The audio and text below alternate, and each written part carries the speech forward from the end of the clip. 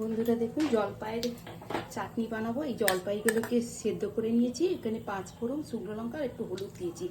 এবারে দিয়ে দিচ্ছি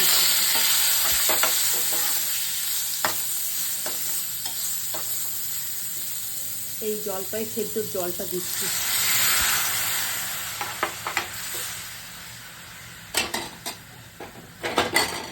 আর একটু চিনির বদলে গুড় দিচ্ছি। গুড়টা তো একটু হেলদি, এই গুড়টা দিচ্ছি।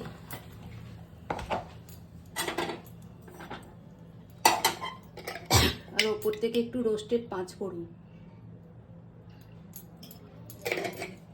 ধীরে ধীরে করে এই মশলাটা এই চাটনির ভেতরে চলে যাবে। এই সিজনে বলে এই জলপাইয়ের একটু চাটনি ভাল লাগে, একটু কচি কচি আমরা